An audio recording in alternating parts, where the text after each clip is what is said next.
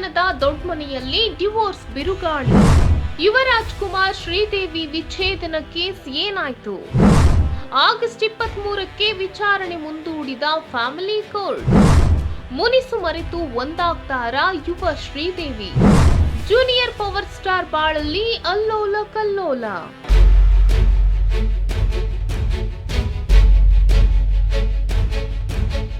ಸ್ಯಾಂಡಲ್ವುಡ್ನಲ್ಲಿ ಇತ್ತೀಚೆಗೆ ಯಾಕೋ ಡಿವೋರ್ಸ್ ಕೇಸ್ಗಳು ಸಿಕ್ಕಾಪಟ್ಟಿ ಸದ್ದು ಮಾಡ್ತಿದೆ.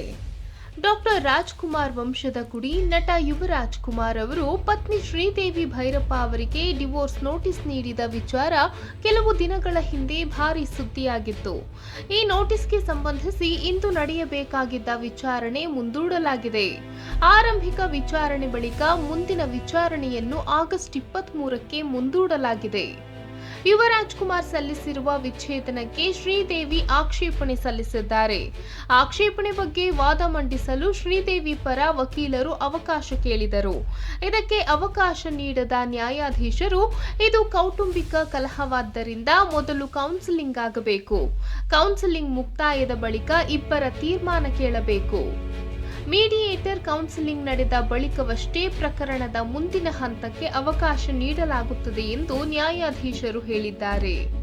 ಮುಂದಿನ ವಿಚಾರಣೆಯನ್ನು ಆಗಸ್ಟ್ 23ಕ್ಕೆ ಮುಂದೂಡಿದ್ದಾರೆ. ಡಿವೋರ್ಸ್ ಪ್ರಕರಣ ವಿಚಾರವಾಗಿ ಅಮೆರಿಕದಿಂದ ಬಂದಿದ್ದ ಶ್ರೀದೇವಿ ವಿಚಾರಣೆಗೆ ಹಾಜರಾಗದೆ ಅಮೆರಿಕಕ್ಕೆ ಹಿಂತಿರುಗುತ್ತಿರುವ ವಿಷಯ ಸದ್ಯ ಕುತೂಹಲ ಮೂಡಿಸಿದೆ. ಹಾರ್ವರ್ಡ್ನಲ್ಲಿ ಶಿಕ್ಷಣ ಮುಂದುವರಿಸಿರುವ ಸಲುವಾಗಿ ಭಾರತದಿಂದ ಅಮೆರಿಕಕ್ಕೆ ಹೋಗುತ್ತಿರುವುದಾಗಿ ಶ್ರೀದೇವಿ ತಿಳಿಸಿದ್ದಾರೆ. ತನ್ನ ಮೇಲೆ ಮಾಡಿರುವ ಆರೋಪಗಳಿಗೆ ತಕ್ಕ ಉತ್ತರ ಕೊಡ್ತೀನಿ. ನಾನು ಬಿಟ್ಟುಕೊಡಲ್ಲ. ಸರಿಯಾದ ಸಮಯ ಬಂದಾಗ ಮತ್ತೆ ವಾಪಸ್ ಬರ್ತೀನಿ ಎಂದಿದ್ದಾರೆ. ಯುವ ಹಾಗೂ ಶ್ರೀದೇವಿ ಇಬ್ಬರು ಸಾಂಸಾರಿಕ ನೌಕೆ ದಾರಿ ತಪ್ಪಿರೋದು ಅಭಿಮಾನಿಗಳ ವಲಯದಲ್ಲಿ ತುಂಬಾನೇ ಬೇಸರ ಮೂಡಿಸಿದೆ.